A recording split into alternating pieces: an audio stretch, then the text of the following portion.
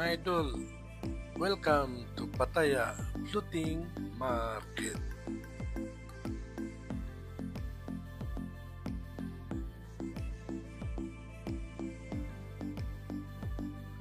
Good morning mga idol, good afternoon, and good evening.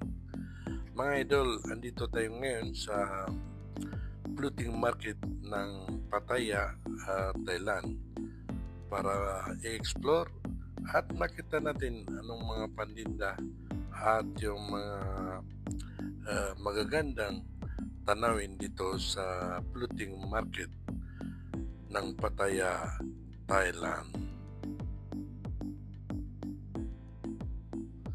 Mga idol, bago natin makalimutan, kung hindi pa tayo nakasubscribe, please subscribe, like, and comment.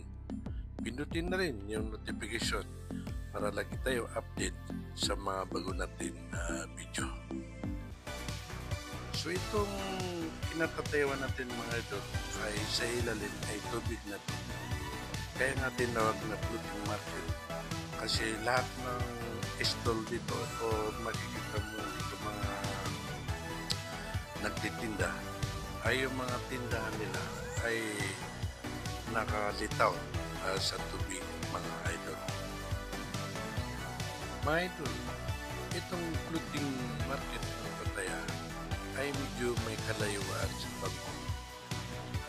Kung sasakay ka ng bus ay 6 hours mula Bangkok hanggang dito sa floating market ng Pattaya. Pero dahil sa yung may kausap ako na private car ay nakuha lang namin ito ng mga 3 oras. So mas maganda na may kausap ka na sasakyan at pag-usapan nyo kung magkano ang sisingilin niya o ibabed mo sa kanya. At kasama na doon yung pabalik Bangkok. At ang kagandahan nun ay itutur ka niya sa mga ibang tourist spot. Itong Pattaya floating market ay iba to sa floating market na nauna nating pinuntahan. Mga idol, pwede kayo sumakay dyan sa bangka na yan. At ang entrance pala nito mga idol ay 200 baht isang tao. So, bisitahin nyo. Isama nyo sa itirin na rin nyo yung Bangkok floating market dito sa may Pattaya, Thailand. Maraming kayong makikita rito at maraming mga seminar na pwede niyong bilhin dito sa loob ng floating market ng Pattaya, Thailand.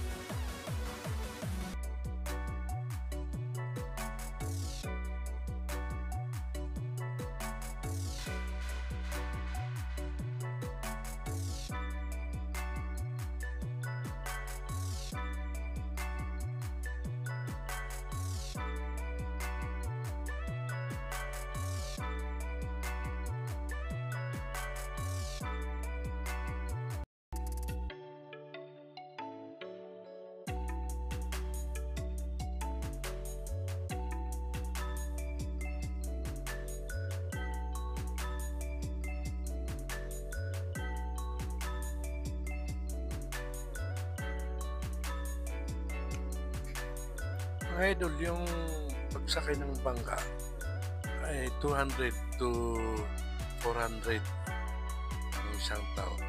Depende sa paanong kukunin mo na oras kung gaano kakatagal sasakay doon sa mga bangka nila na iikot dito sa floating market ng Pattaya, Thailand.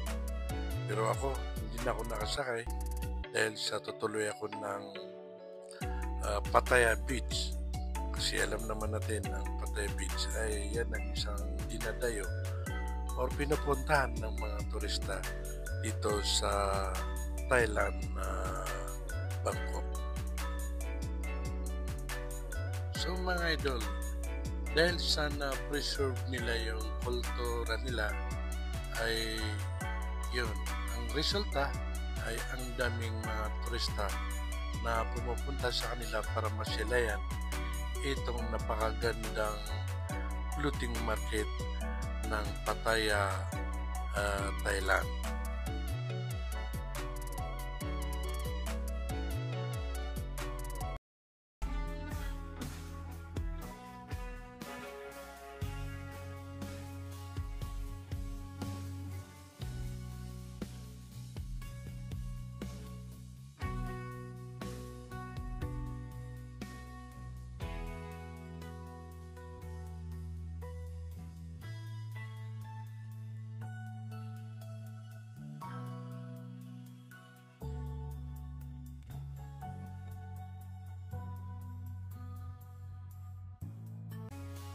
So mga idol, dito lang nagtatapos ang video natin dito sa floating market ng Pattaya, Thailand.